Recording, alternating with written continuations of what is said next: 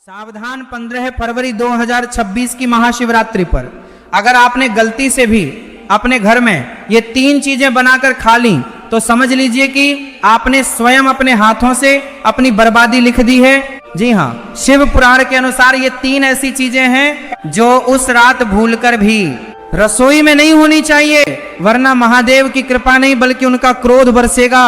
आज मैं आपको बताऊंगा कि कैसे ये मामूली दिखने वाली सब्जियां आपके हंसते खेलते परिवार को सड़क पर ला सकती हैं। इसलिए वीडियो को शुरू से अंत तक ध्यान से देखिएगा, क्योंकि सवाल आपके घर की सुख शांति का है। दोस्तों, 15 फरवरी 2026 की तारीख को अपने कैलेंडर में अभी के अभी लाल रंग से मार्क कर लीजिए, क्योंकि ये कोई साधारण महाशिवरात्रि नहीं है। शास्त्रों की गणना और ग्रह नक्षत्रों का ऐसा दुर्लभ संयोग करीब 700 साल बाद बन रहा है।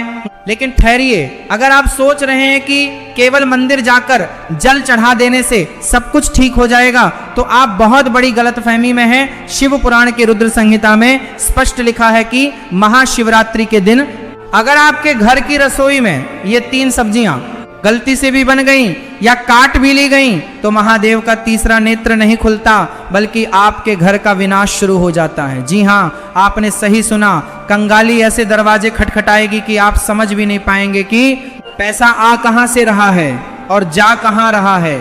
आज के इस वीडियो में मैं आपको उन 3 अभिशप्त सब्जियों के बारे में बताने जा रहा हूं जो इस महाशिवरात्रि पर जहर के समान है। और सुनिए, जो तीसरी सब्जी है ना, वह तो हर भारतीय घर में रोज बनती है और वही आपकी सबसे बड़ी भूल साबित हो सकती है।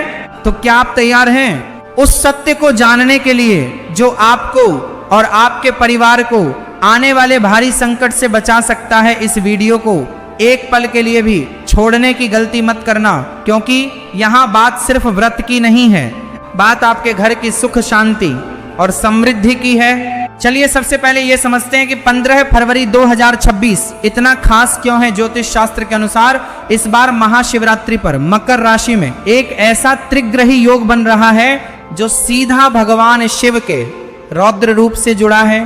जब भी ऐसा योग बनता है तो पृथ्वी पर नकारात्मक और सकारात्मक दोनों ऊर्जाएं अपने चरम पर होती हैं। ऐसे समय में हम जो खाते हैं वह सीधा हमारे मन और भाग्य पर असर डालता है। भोजन केवल पेट भरने का साधन नहीं है, बल्कि यह ऊर्जा का स्रोत है। जैसा खाए अन्न वैसा होए मन, ये कहावत तो आपने सुनी होगी, लेकिन महाशिवरात्रि के दिन ये कहावत एक नियम बन जाती है। अब आप सोच रहे होंगे कि सब्जियां तो प्रकृति की देन है, फिर वो अशुभ कैसे हो सकती हैं? तो आपको बता दूं कि आयुर्वेद और गरुड़ पुराण के अनुसार कुछ सब्जियां ऐसी होती हैं जो तामसिक गुणों से भरी होती हैं। शिव जी वैरागी हैं, उन्हें सात्विकता पसंद है। इस दिन वातावरण में शिव तत्व की प्रधानता होती है। अगर आप उस दिन तामसिक भोजन पकाते हैं तो आप सीधे तौर पर उस दिव्य ऊर्जा के प्रवाह को अपने घर में आने से रोक देते हैं। ये वैसा ही है जैसे आप आग में घी डालने की जगह पानी डाल दें। तो चलिए बात करते हैं पहली सब्जी की, जिसे देखकर शायद आपको यकीन ना हो, लेकिन शास्त्रों में इसे महाशिवरात्रि के दिन घर में लाना भी वर्जित माना गया है। वो सब्जी है बैंगन। जी हाँ, चौंकिए मत, बैंगन को लेकर हमारे धर्म ग्रंथों में बहुत ही कड़ा नियम है। कार्तिक मास और विशेष तिथियों पर बैंगन खाना मना है, लेकिन महाशिवरात्रि पर तो इसे छूना भी पाप माना गया है। क्या आप जानते हैं क्यों? इसके पीछे एक वैज्ञानिक और आध्यात्मिक दोनों कारण हैं। आध्यात्मिक कारण यह है कि बैंगन को अशुद्ध माना जाता है। पुरानी मान्यताओं के अनुसार इसमें बीज बहुत अधिक होते हैं और यह मन में चंचलता और वासना को बढ़ावा देता है। शिवरात्रि की रात संयम और साधना की रात है। हमें अपने मन को स्थिर करना होता है ताकि हम शिव तत्व से जुड़ सकें। अगर आप इस दिन बैंगन की सब्जी बनाते हैं या उसका भरता बनाते हैं तो आपके घर के सदस्यों के मन में क्रोध और आवेश बढ़ेगा। छोटी छोटी बातों पर लड़ाई झगड़े होंगे और जहां क्लेश होता है वहां से लक्ष्मी रूठ कर चली जाती है। वैज्ञानिक दृष्टिकोण से देखें तो इस मौसम में बैंगन में कीड़े होने की संभावना सबसे अधिक होती है और शिवरात्रि पर हम जो भी खाते हैं वह शुद्ध और पवित्र होना चाहिए। अगर अनजाने में भी आपने अशुद्ध भोजन कर लिया तो आपका पूरा व्रत और पूजा खंडित हो सकती है। इसलिए गांठ बांध लीजिए कि 15 फरवरी को बाजार से सब्जी लाते समय बैंगन की तरफ देखना भी नहीं है। अब आगे बढ़ते हैं। और बात करते हैं दूसरी सब्जी की, जो बैंगन से भी ज्यादा खतरनाक मानी जाती है। ये सब्जी सीधे तौर पर शनि और राहु से जुड़ी है और शिव जी की पूजा में इनका प्रभाव नकारात्मक हो सकता है। ये सब्जी है मूली। शायद आपको ये जानकर हैरानी हो रही होगी, आप कहेंगे कि मूली तो सलाद है, सेहत के लिए अच्छी है। लेकिन रुकिए, हम यहाँ सेहत की नहीं, हम यहाँ ऊर्जा और तरंगों की बात कर रहे हैं। मूली को एक तीखी गंध वाली सब्जी माना जाता है। शास्त्रों में कहा गया है कि जिस भोजन में तीव्र गंध हो वह राक्षसी भोजन की श्रेणी में आता है। महाशिवरात्रि की रात को कालरात्रि भी कहा जाता है। इस रात को नकारात्मक शक्तियां भी सक्रिय होती हैं। जब आप घर में मूली काटते हैं या पकाते हैं तो उसकी गंध से घर का वातावरण भारी हो जाता है। ये गंध सकारात्मक ऊर्जा को काट देती है। शिव पुराण के अनुसार महादेव को वह चीजें अर्पित की जाती हैं जो शीतलता प्रदान करें, जैसे दूध, दही, चंदन। मूली की तासीर और गंध दोनों ही उग्र हैं। अगर आपने इस दिन मूली के पराठे या सब्जी बनाई तो समझ लीजिए कि आप अपने घर में बीमारी को न्योता दे रहे हैं। ऐसा माना जाता है कि इस दिन मूली खाने से व्यक्ति की बुद्धि भ्रष्ट हो सकती है और वह ऐसे गलत निर्णय ले सकता है जिसका पछतावा उसे साल भर करना पड़ेगा। क्या आप चाहेंगे कि आपकी एक छोटी सी गलती आपके पूरे साल की मेहनत पर पानी फेर दे? नहीं ना।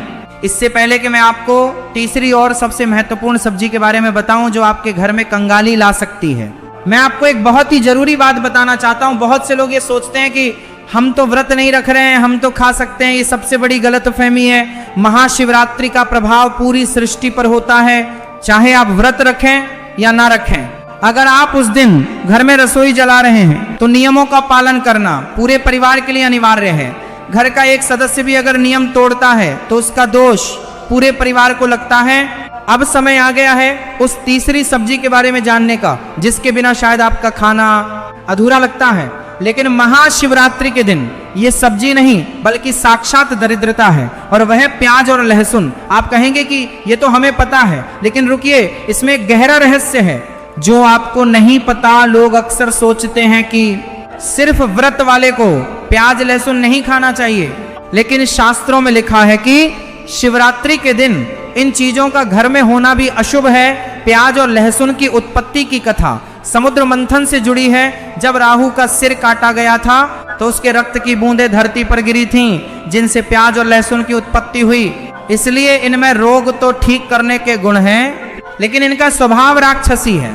महाशिवरात्रि पर ग्रहों की स्थिति ऐसी होती है कि हमारा शरीर ब्रह्मांडीय ऊर्जा को ग्रहण करने के लिए एक रिसीवर की तरह काम करता है। प्याज और लहसुन तामसिक भोजन है जो हमारे शरीर में आलस्य, अज्ञान और क्रोध पैदा करते हैं। अगर आप इस दिन छोले पनीर या कोई भी ऐसी सब्जी बनाते हैं जिसमें प्याज लहसुन का तड़का लगा हो तो आप शिव की कृपा से वंचित रह जाएंगे। लेकिन खतरा सिर्फ यहीं खत्म नहीं होता। एक और चीज है जिसे अक्सर लोग सब्जी समझकर पका लेते हैं और वो है मसूर की दाल। हालांकि यह दाल है लेकिन इसे सब्जी की तरह ही भोजन में गिना जाता है। शिव पुराण में मसूर की दाल को गौ रक्त के समान माना गया है। इस दिन मसूर की दाल बनाना या खाना महापाप है। तो अब सवाल ये उठता है कि आखिर हम खाएं क्या? अगर ये सब्जियां नहीं बनानी तो क्या बनाना शुभ होगा? इसका जवाब भी हमारे पुराणों में छिपा है। 15 फरवरी 2026 की महाशिवरात्रि पर आप लौकी की सब्जी बना सकते हैं। लौकी को सबसे शुद्ध और सात्विक माना जाता है। इसे खाने से मन शांत रहता है और शरीर हल्का रहता है, जिससे पूजा पाठ में मन लगता है। इसके अलावा आप कच्चा केला, कद्दू या तोरई की सब्जी भी बना सकते हैं। ये सभी सब्जियां सात्विक श्रेणी में आती हैं और शिव जी को प्रिय हैं। दोस्तों, एक बात और ध्यान से सुनिए। अक्सर हम इन नियमों को अंधविश्वास मानकर इग्नोर कर देते हैं। हम सोचते हैं कि अरे भगवान तो भाव के भूखे हैं, उन्हें खाने पीने से क्या फर्क पड़ता है। ये सच है कि भगवान भाव के भूखे हैं, लेकिन यह भी सच है कि जैसा अन्न वैसा मन। अगर आपका अन्न ही शुद्ध नहीं होगा तो आपका मन शुद्ध कैसे होगा? और अशुद्ध मन से की गई पूजा कभी फलित नहीं होती। 15 फरवरी का दिन एक ऐसा मौका है जब आप अपने पुराने पापों को धोकर एक नई शुरुआत कर सकते हैं। उस दिन ब्रह्मांड का द्वार खुला होता है। अगर आप थोड़ा सा संयम बरत लेंगे, अपनी जीभ पर थोड़ा सा काबू रख लेंगे, तो महादेव आपकी झोली खुशियों से भर देंगे। कल्पना कीजिए उस रात की जब पूरा संसार शिव की भक्ति में लीन होगा, मंदिरों में घंटियां बज रही होंगी, हवा में अगरबत्ती की सुगंध होगी और आपके घर में भी सात्विक भोजन की खुशबू आ रही होगी। जब आप शुद्ध मन और शुद्ध शरीर से महादेव के सामने हाथ जोड़ेंगे तो वह ऊर्जा सीधे आपके भीतर प्रवेश करेगी। आपको महसूस होगा कि कोई शक्ति है जो आपकी रक्षा कर रही है। लेकिन जरा सोचिए, अगर उसी समय आपके घर में प्याज लहसुन की गंध आ रही हो या बैंगन पक रहा हो तो वह सात्विकता खंडित हो जाएगी। नकारात्मक शक्तियां जो उस रात सक्रिय होती हैं वे आपके घर की ओर आकर्षित होंगी और फिर शुरू होगा परेशानियों का दौर, बीमारी, पैसा अटकना, बच्चों का पढ़ाई में मन ना लगना, पति पत्नी में क्लेश। ये सब उसी नकारात्मक ऊर्जा का परिणाम होता है। इसलिए मेरी आपसे हाथ जोड़कर विनती है कि 15 फरवरी 2026 को एक प्रयोग के तौर पर ही सही लेकिन इन नियमों का पालन जरूर करें।